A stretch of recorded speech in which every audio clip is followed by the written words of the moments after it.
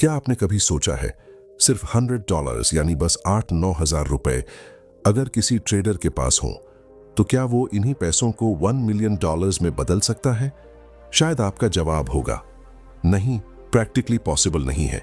लेकिन आज की कहानी आपके इसी विश्वास को हिला देगी, क्योंकि यह कहानी है एक जापानी ट्रेडर की, एक ऐसे इंसान की जिसने घर बैठे, बिना किसी फैंसी सेटअप, बिना बड़ी पूंजी, बिना बिग कनेक्शंस, सिर्फ सीखने की भूख और अनुशासन की ताकत से $100 को $1 मिलियन में बदल दिया। लेकिन यह वीडियो सिर्फ उसकी अचीवमेंट की कहानी नहीं है। यह वीडियो है उस जर्नी का ब्लूप्रिंट जिसे फॉलो करने पर कोई भी नया या स्ट्रगलिंग ट्रेडर समझ सकता है कि आखिर रियल सक्सेस ट्रेडिंग में कैसे बनती है। इस वीडियो में आप जानेंगे उसने छोटी पूंजी से शुरुआत कैसे की, उसने कौन सी साइकोलॉजिकल वॉल्स तोड़ी, मार्केट के टफ समय में खुद को कैसे संभाला, और वो कौन से डिसीजंस थे जिन्होंने उसकी डायरेक्शन बदल दी। और सबसे खास, आप हर एक स्टेप को इतनी क्लैरिटी से समझेंगे कि आपको बार बार रिवाइंड करने की जरूरत नहीं पड़ेगी, क्योंकि यह सिर्फ एक स्टोरी नहीं, ये एक ऐसा रोड मैप है जिसे सुनकर आप खुद सोचेंगे, अगर उसने किया तो मैं क्यों नहीं। तो चलिए अब बिना देर किए इस लाइफ चेंजिंग जर्नी की शुरुआत करते हैं। जब हम किसी करोड़पति ट्रेडर की कहानी सुनते हैं तो हमारी पहली सोच यही होती है कि शायद उसके पास शुरुआत से ही बहुत पैसा रहा होगा। लेकिन इस जापानी ट्रेडर की कहानी बिल्कुल उलट है। उसकी शुरुआत उतनी ही सामान्य, उतनी ही छोटी थी जितनी किसी आम इंसान की होती है।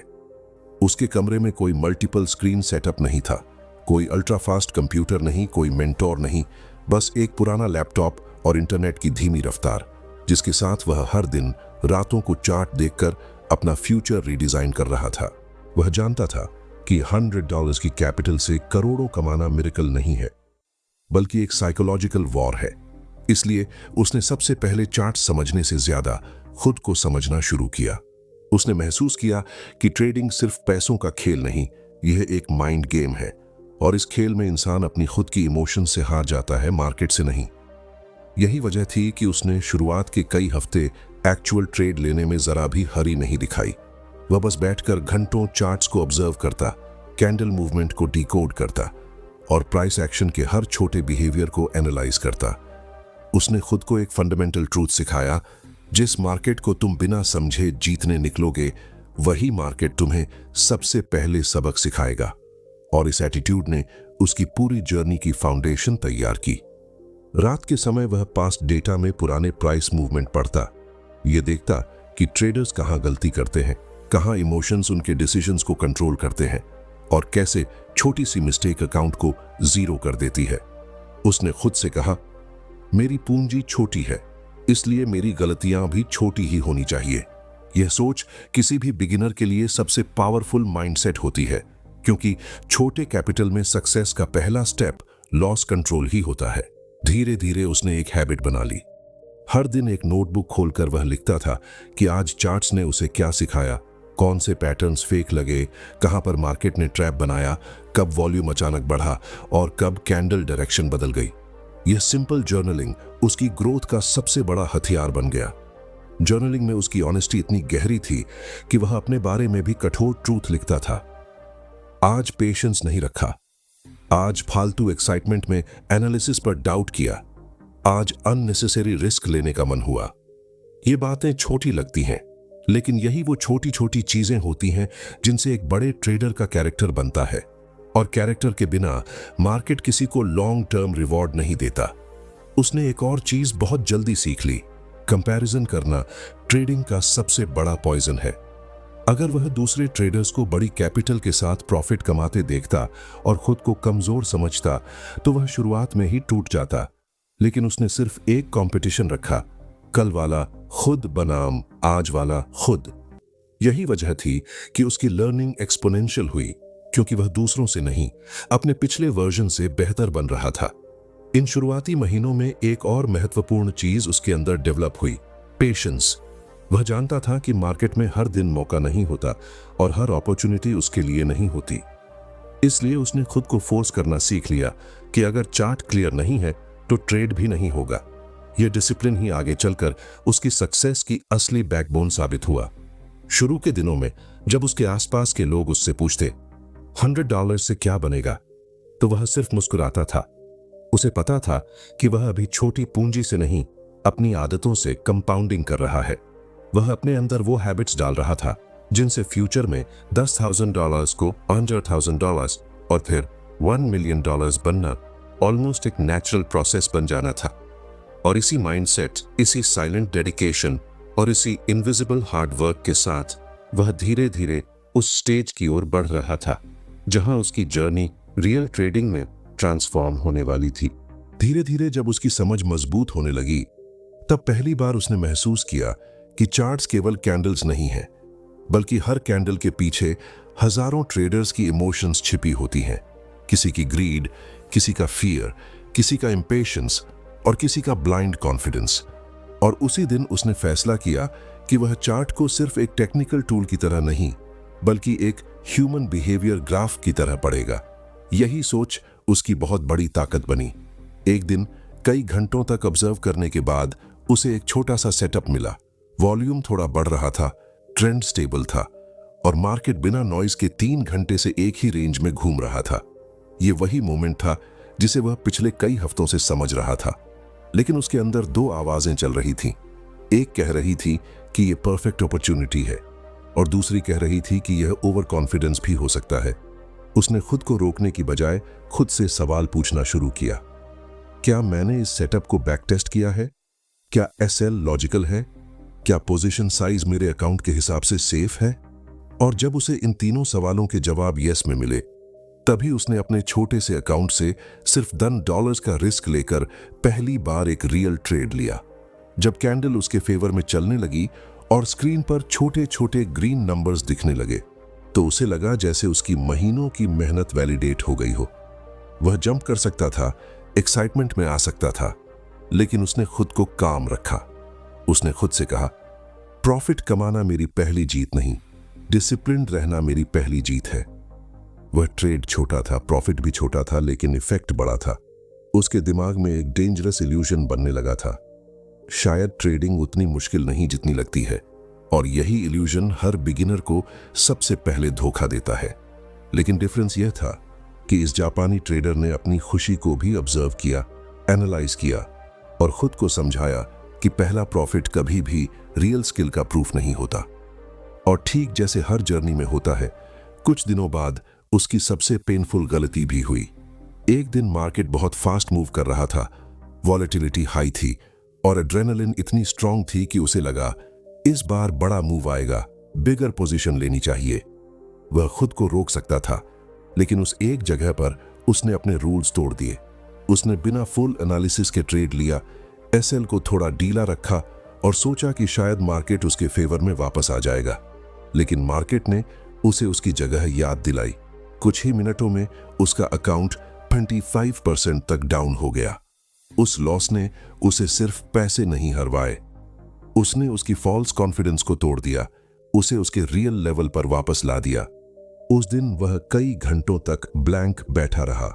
उसके मन में यही क्वेश्चन चल रहा था, मैंने गलती कहाँ की? फिर उसने अपना जर्नल उठाया और पूरे दिन की इमोशंस को लिखना शुरू किया। कब उसे एक्साइटमेंट हुई, कब उसने लॉजिक छोड़ा, कब उसने ग्रीड को एंट्री दे दी और कब उसे डर के कारण एसएल हटाने का मन हुआ। यह जर्नलिंग सत्र उसके लिए टर्निंग पॉइंट बन गया, क्योंकि उसने महसूस किया कि मार्केट उसके खिलाफ नहीं था, वह खुद अपने खिलाफ था। उस लॉस ने उसे एक अमूल्य सीख दी। ट्रेडिंग में सबसे बड़ा एनिमी मार्केट नहीं, बल्कि हमारा अनट्रेन्ड माइंड होता है। और जब यह सच उसके भीतर उतर गया, तब वह समझने लगा कि हर सक्सेसफुल ट्रेडर की जर्नी असल में उन मिस्टेक्स पर आधारित होती है जिन्हें वह दोबारा नहीं दोहराता। उस एक भारी मिस्टेक के बाद उसके अंदर एक शांति, एक क्लैरिटी जागी, जैसे उसे पहली बार एहसास हुआ हो कि असली बैटल चार्ट्स पर नहीं, अंदर चलती है। और इसी अवेयरनेस के साथ उसकी ट्रेडिंग फिलॉसफी अब धीरे धीरे ट्रांसफॉर्म होने लगी। उस बड़े लॉस के बाद उसकी भीतर की दुनिया बदल गई। कई नए ट्रेडर्स लॉस के बाद या तो मार्केट को ब्लेम करते हैं या खुद को कमजोर मान लेते हैं, लेकिन इस जापानी ट्रेडर ने लॉस को अपने लिए मिरर बना लिया। एक ऐसा मिरर जिसने उसे दिखाया कि वह ट्रेडिंग को सिर्फ चार्ट रीडिंग की गेम समझ रहा था, जबकि असली गेम कैपिटल प्रोटेक्शन का है। उसी रात उसने वही $100 लेकर अपनी पूरी स्ट्रैटेजी को दोबारा खंगालना शुरू किया, लेकिन इस बार चार्ट से ज्यादा उसने अपना बिहेवियर स्टडी किया। उसे साफ दिखने लगा कि उसकी असली कमजोरी नॉलेज नहीं बल्कि इंपल्सिवनेस थी। वह जानता था कि अगर उसने अपनी साइकोलॉजी को कंट्रोल नहीं किया तो चाहे वह कितनी भी स्ट्रैटेजी सीख ले, लॉसेस वापस आकर उसकी मेहनत मिटा देंगे। और तभी उसकी जीवन में एक नई चीज आई, रिस्क मैनेजमेंट। पहले के वो दिनों में पोजीशंस उसके इमोशंस तय करते थे, अब वह चाहता था कि पोजीशंस सिर्फ मैथ्स तय करे। उसने अपने रूल्स को कागज पर नहीं, अपनी आदतों में लिखना शुरू किया। सबसे पहला रूल जो उसने अपनाया वो था, एक ट्रेड में पूंजी का 1% से ज्यादा रिस्क नहीं। यदि उसके पास $100 थे तो सिर्फ $8 का नुकसान स्वीकार्य था। देखने में यह रूल बहुत छोटा लगता है, लेकिन इसी रूल ने उसे बड़ी बड़ी गलतियों से दूर रखा। उसके अंदर एक नई क्लैरिटी आई कि ट्रेडिंग में अमीर वो नहीं बनता जो बड़ा रिस्क लेकर बड़ा प्रॉफिट कमाता है। अमीर वो बनता है जो छोटे छोटे रिस्क लेकर लंबे समय तक गेम में बना रहता है। धीरे धीरे उसने रियलाइज किया कि मार्केट में हर ट्रेड सिर्फ 2 सवालों से डिफाइन होता है, व्हाई दिस ट्रेड और what if I am wrong. पहले वह पहला सवाल पूछता था, अब उसने दूसरा सवाल भी उतनी ही सिंसेरिटी से पूछना शुरू किया। इसने उसकी डिसीजन मेकिंग को एकदम बदल दिया। अब हर एंट्री का रीजन लिखा होता, हर एग्जिट का लॉजिक क्लियर होता और हर एसएल एक डिसिप्लिन्ड बाउंड्री। उसने अपने अंदर एक और बिहेवियर आइडेंटिफाई किया, लॉस चुकाने की जल्दी। पहले लॉस में उसे लगता था कि एक बड़े प्रॉफिट से इसकी भरपाई करनी चाहिए, लेकिन अब उसने खुद को सिखाया कि लॉस को एक्सेप्ट करना वीकनेस नहीं है बल्कि कंसिस्टेंसी की पहली कंडीशन है। उसने खुद से कहा, मार्केट मुझे हर दिन पैसा कमाने के लिए नहीं बैठाता, मार्केट मुझे हर दिन डिसिप्लिन्ड बनने के लिए बैठाता है। रिस्क मैनेजमेंट उसके लिए सिर्फ एक टूल नहीं रहा, यह उसके अंदर की ईगो को भी डिसॉल्व करने लगा। जब भी वह एसएल हिट होता, पहले की तरह फ्रस्ट्रेट नहीं होता था, बल्कि उसे सेटिस्फैक्शन मिलती थी कि उसने अपने रूल का पालन किया। यह माइंडसेट शिफ्ट ट्रेडिंग की दुनिया में रेयर होता है। बहुत कम लोग लॉस को भी एक सक्सेसफुल डिसीजन की तरह देखने की मैच्योरिटी डेवलप कर पाते हैं। धीरे धीरे उसने महसूस किया कि उसका छोटा अकाउंट एक बैंक बैलेंस नहीं बल्कि एक ट्रेनिंग ग्राउंड है। वह हर दिन छोटी कैपिटल से वही डिसीजंस प्रैक्टिस कर रहा था जो एक दिन बड़ी कैपिटल आने पर उसे मिलियनेयर बना सकते थे। उसके अंदर एक बिलीफ मजबूत होने लगा, ग्रोथ पूंजी की वजह से नहीं, हैबिट की वजह से होती है। अब ट्रेडिंग उसके लिए सिर्फ अर्निंग का तरीका नहीं रहा, यह सेल्फ कंट्रोल की कला बन चुकी थी और यह कला धीरे धीरे उसके अंदर उस ट्रेडर को तैयार कर रही थी जो फ्यूचर में किसी भी मार्केट के सामने खड़ा हो सके। रिस्क मैनेजमेंट के इस नए अवेयरनेस के साथ उसकी जर्नी अब स्टेबिलिटी की दिशा में मुड़ने लगी थी। जैसे जैसे उसका रिस्क मैनेजमेंट मजबूत होता गया, वैसे ही उसके अंदर एक अजीब सी शांति आने लगी। पहले वह मार्केट के हर स्मॉल मूव में रिएक्ट करता था, लेकिन अब वह ऑब्जर्व करता था।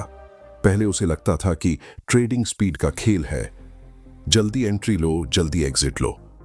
लेकिन अब उसे समझ आ गया था कि ट्रेडिंग एक्चुअली क्लैरिटी का खेल है। जिस दिन उसने क्लैरिटी को स्पीड पर प्राथमिकता दी, उसी दिन उसकी पूरी परफॉर्मेंस बदलने लगी।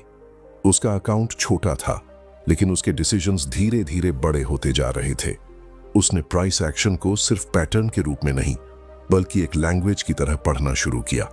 हर ब्रेकआउट के पहले की शांति, हर रिवर्सल के पहले की हेजिटेशन, हर ट्रेंड के पीछे का कलेक्टिव साइकोलॉजी, वह इन सबको समझने लगा था। यह वही अंडरस्टैंडिंग थी जिसे आमतौर पर ट्रेडर्स सालों बाद महसूस करते हैं। उसके पास फैंसी इंडिकेटर्स नहीं थे, लेकिन उसके पास एक चीज थी, मार्केट को बिना बायस के देखने की एबिलिटी। वह समझ गया कि इंडिकेटर्स हमारी आंखें नहीं बनाते, वे सिर्फ हमारी ऑब्जर्वेशंस को वैलिडेट करते हैं। असली डेटा कैंडल्स में छिपा होता है, इसलिए उसने अपने चार्ट्स को जितना क्लीन रखा, उसके डिसीजंस उतने क्लियर होते गए। एक समय ऐसा आया जब वह अपने $100 को धीरे धीरे बढ़ाकर $900 तक ले आया। यह 9 टाइम्स ग्रोथ ओवरनाइट नहीं हुई थी। यह कई महीनों की पेशेंस, छोटे छोटे प्रॉफिट्स, सीमित लॉसेस और अनगिनत डिसिप्लिन्ड डिसीजंस का परिणाम था। इस फेज में उसने सबसे बड़ा लेसन सीखा, कंसिस्टेंसी क्रिएट्स कंपाउंडिंग। अब उसके अंदर सेल्फ बिलीफ बढ़ रहा था, लेकिन वह फिर भी ग्राउंडेड रहा। उसने खुद को बार बार याद दिलाया कि मनी उसे जितनी खुशी देता है उतना ही डेंजरस ट्रैप भी बना सकता है। इसलिए उसने एक रूल बनाया, प्रॉफिट बड़ा हो या छोटा, रिएक्शन हमेशा न्यूट्रल। इस न्यूट्रलिटी ने उसे इमोशनल ट्रेडिंग से बचाया। अब वह सिर्फ प्रॉफिट लेने वाला ट्रेडर नहीं रहा था, वह पैटर्न समझने वाला ट्रेडर बन चुका था। उसे फील होने लगा था कि मार्केट किसी को स्ट्रेट लाइन में रिवॉर्ड नहीं करता, मार्केट जिगजैग में रिवॉर्ड करता है, और इसी जिगजैग के बीच पेशेंस रखने वाला व्यक्ति ही लॉन्ग टर्म विनर बनता है। धीरे धीरे उसकी स्ट्रैटेजी क्रिस्टल क्लियर होने लगी। उसने देखा कि जब प्राइस ट्रेंड में होती है और वॉल्यूम सपोर्ट करता है, तभी मूव मीनिंगफुल होता है। उसने मूव्स को चेस करने के बजाय मूव्स को वेट करना सीख लिया।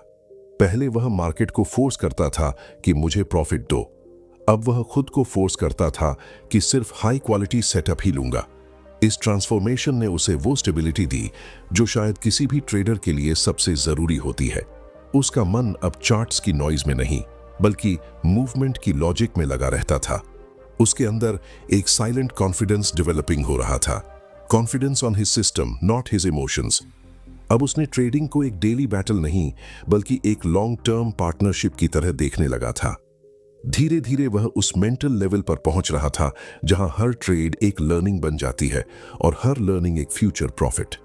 मार्केट अब उसके लिए अनप्रिडिक्टेबल नहीं था, वह अनप्रिडिक्टेबल को समझना सीख रहा था, और इसी डीप अंडरस्टैंडिंग के बीच उसकी जर्नी एक नए फेज में प्रवेश करने लगी। जब उसकी स्ट्रैटेजी मजबूत हुई और प्रॉफिट स्टेडी आने लगे, तो नेचुरली उसके अंदर कॉन्फिडेंस भी बढ़ने लगा। लेकिन ट्रेडिंग की दुनिया में एक बहुत सटल ट्रैप होता है। जब कॉन्फिडेंस डिसिप्लिन के साथ चलता है तो ग्रोथ होती है, लेकिन जब कॉन्फिडेंस ईगो के साथ जुड़ता है तो डाउनफॉल शुरू हो जाता है। और इस जापानी ट्रेडर के साथ भी एक ऐसा ही फेज आया जिसने उसकी पूरी जर्नी को हिला दिया। एक समय ऐसा आया जब लगातार कई विनिंग ट्रेड्स ने उसके अंदर एक हिडन बिलीफ पैदा कर दिया, मैं मार्केट को समझ चुका हूं। यह विचार उतना ही खतरनाक है जितना किसी गहरे पानी में तैरना शुरू करना, सिर्फ इसलिए क्योंकि आपको पानी में 10 सेकंड तक खड़े रहना आ गया है। यही ओवर कॉन्फिडेंस धीरे धीरे उसकी साइकोलॉजी में लीक होने लगा। फिर आया वह महीना जिसे वह अपनी जिंदगी का सबसे चैलेंजिंग महीना कहता है। उसने एक के बाद एक कई सही डिसीजंस लिए थे, लेकिन अचानक मार्केट ने अपना बिहेवियर बदलना शुरू किया। पहले जहां क्लियर ब्रेकआउट्स काम कर रहे थे, अब वे ट्रैप्स बन रहे थे। पहले जहां ट्रेंड स्मूथ थे, अब उनमें विपसॉ आ रहा था। लेकिन उसके माइंड ने इन सिग्नल्स को इग्नोर किया, क्योंकि उसके अंदर एक एक्सपेक्टेशन बन चुकी थी, मेरी स्ट्रैटेजी हमेशा काम करेगी। यही सोच उसकी सबसे बड़ी मिस्टेक बन गई। कुछ ही दिनों में उसकी विनिंग स्ट्रीक टूटने लगी। एक लॉस आया, फिर दूसरा, फिर तीसरा। शुरुआत में उसे लगा कि ये नॉर्मल फ्लक्चुएशंस हैं, लेकिन धीरे धीरे लॉसेस ने उसकी मेंटल बैलेंस को डिस्टर्ब करना शुरू कर दिया। वह हर अगले ट्रेड में पिछले लॉस को रिकवर करने की हिडन कोशिश करता, और यही प्रयास उसकी जजमेंट को क्लाउड करने लगा। उसके जर्नल में उस समय की एक लाइन लिखी है, आई wasn't fighting the market, I was fighting my own expectations. In losses का असर सिर्फ उसके अकाउंट पर नहीं, उसकी इमोशंस पर भी पड़ा। उसे लगा कि वह सारी प्रोग्रेस अचानक धुंधली हो गई है। वह चार्ट्स खोलते ही अनईजी महसूस करता, मन में डाउट भर जाता, और हर कैंडल सडनली अनप्रेडिक्टेबिलिटी जैसी लगने लगी। इस साइकोलॉजिकल प्रेशर ने उसे मेंटल ब्रेकडाउन के एज पर ला दिया। लेकिन इस फेज की खूबसूरती यह थी कि उसने खुद को कंप्लीटली टूटने नहीं दिया। उसने खुद को स्क्रीन से दूर कर लिया। एक हफ्ते तक कोई ट्रेड नहीं लिया। ये ब्रेक उसने मजबूरी में नहीं, अवेयरनेस में लिया था। वह जानता था कि जब इमोशंस कंट्रोल में ना हो तो चार्ट्स क्लैरिटी नहीं देते, वे इल्यूजन्स देते हैं। इसलिए उसने उस एंटायर वीक में सिर्फ 2 काम किए, डीप ब्रीदिंग मेडिटेशन और अपने पुराने ट्रेड्स का स्टडी। उसे समझ आया कि मार्केट गलत नहीं था, चार्ट्स गलत नहीं थे, उसकी स्ट्रैटेजी भी गलत नहीं थी। गलत सिर्फ उसका माइंडसेट था जो लगातार जीत के बाद रिजिड हो गया था। उसने महसूस किया कि ट्रेडिंग में सबसे बड़ा मैच्योरिटी लेवल यह है कि आप रिकॉग्नाइज कर सकें कि आपका दिमाग किस इमोशनल स्टेट में है। उस हफ्ते उसने अपनी सबसे बड़ी रियलाइजेशन लिखी। Trading is not about knowing the market, it's about knowing your own mind while facing the market. और जैसे ही यह ट्रूथ उसके भीतर सेटल हुआ, उसी पल से उसके अंदर एक नई क्लैरिटी, एक नई नेकी और एक नई मैच्योरिटी आकार लेने लगी।